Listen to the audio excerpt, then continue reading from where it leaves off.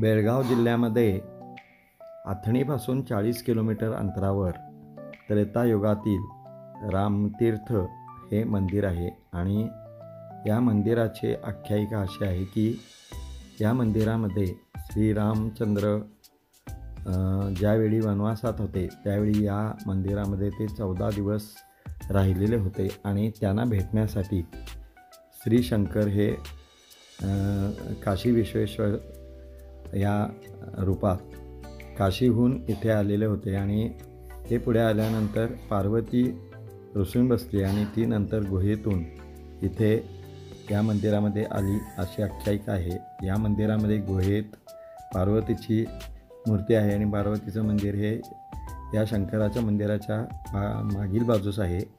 हे त्रेतायुगातील मंदिर असल्यामुळे इथे संपूर्ण दगडी बांधकाम आणि जुन्या पद्धतीचं बांधकाम आहे, पण मंदिराचा परिसर खूप विस्तीर्ण असून इथं या मंदिरामध्ये श्री विश्वेश्वर म्हणजे शंकराची पिंडी आहे आणि तिथे रोज पूजा मानली जाते आणि या मंदिराच्या मागे पार्वतीची मंदिर आहे। तसेच या मंदिराजवळ एक मोठे पाण्याचे कुंड आहे आणि मंदिराच्या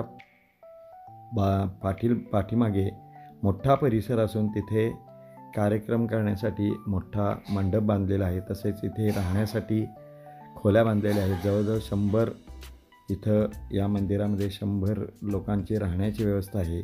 त्यांच्यासाठी इथे वॉशरूम देखील बांधलेले आहेत आणि मोठा विस्तीर्ण असा या मंदिराचा परिसर आणि खूप शांत आणि स्वच्छ असं हे मंदिर आहे।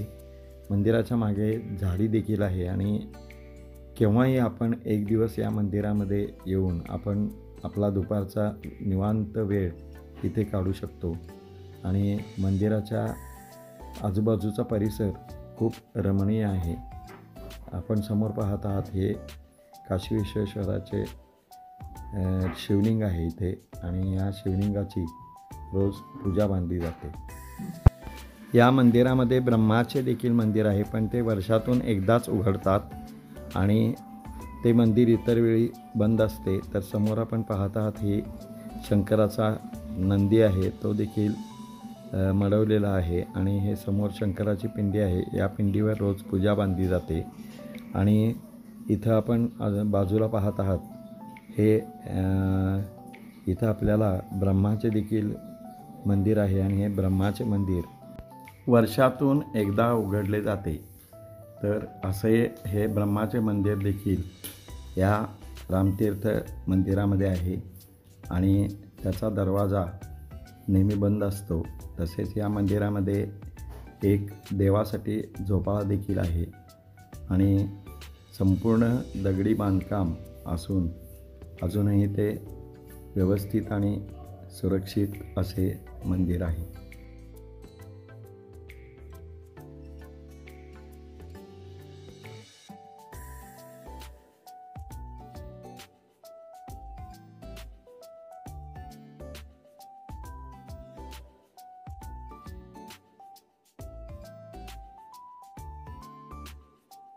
आता जा तू जा।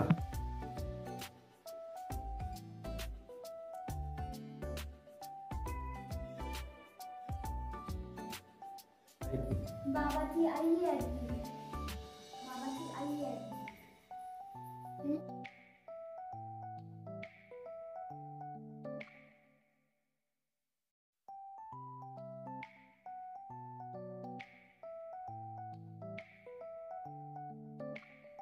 आम्ही रहिवाशी इथं राहतो रामतीर्थमध्येच। आमचा तालुका आथणी जिल्हा बेळगाव। म्हणजे कसं इथं काशी रामेश्वर इथं कसं आलं, आधी इथं विश्वनाथ शंकर आला, शंकराबरोबर पार्वती आला। ज्या वेळा 14 वर्षी रामानं वनवेशला गेलं त्यावेळेला इथं 14 दिवस विश्रांती घेतलं।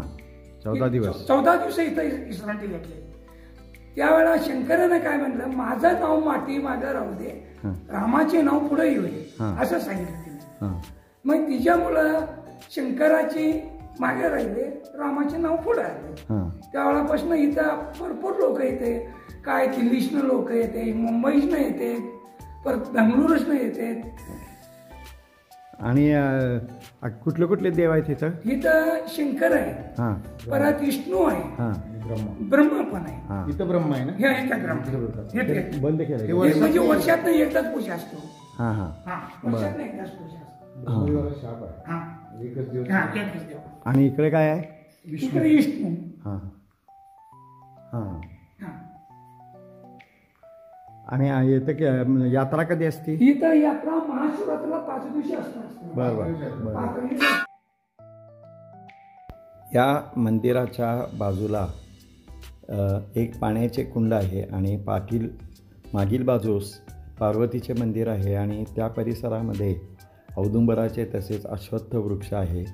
आणि या मंदिराच्या मागे भक्तांच्यासाठी भक्तनिवास बांधलेला असून जवळजवळ 100 लोकांची राहण्याची सोय आहे. तसेच इथे मंदिराच्या शेवटी वॉशरूम देखील बांधलेले आहेत आणि इथे संपूर्ण लोकांच्यासाठी ज्यावेळा इथे महाशिवरात्रीची यात्रा असते त्यावेळा इथे जवळजवळ 200 ते 300 लोकांच्यासाठी राहण्याची व्यवस्था करतात. तसेच मोठा मंडप आहे आणि कधीही इथं आपण एखाद्या पिकनिकसाठी जरी आपण इथं जर आलो तर खूप सुंदर असं हा परिसर असल्यामुळे इथे आपण जेवण जरी घेऊन आलो तरी आपण आपला एक दिवस काढू शकतो. आपण समोर पाहत आहात हे पार्वतीचे मंदिर आहे आणि हे पार्वतीचे मंदिर एका गुहेत आहे. आणि असं सांगितलं जातं की इथून काशीपर्यंत एक बोगदा आहे आणि तो बोगदा देखील काही लोकांनी पाहिल्याचे सांगतात. तर म्हणजे डायरेक्ट काशी विश्वेश्वरांच्या काशीतून ही पार्वती इथे आलेली आहे आणि तो रस्ता या मंदिराच्या आत बोगद्याच्या स्वरूपात आहे असं सांगितलं जातं. तर असा हा पार्वती देवीच्या मंदिराचा बोगदा आपण समोर पाहत आहात. तर असं हे या कर्नाटकातील अथणीजवळ अथणीपासून साधारण 40 किलोमीटर अंतरावर हे रामतीर्थ मंदिर आहे. उमा रामेश्वर असं देखील काही लोक म्हणतात.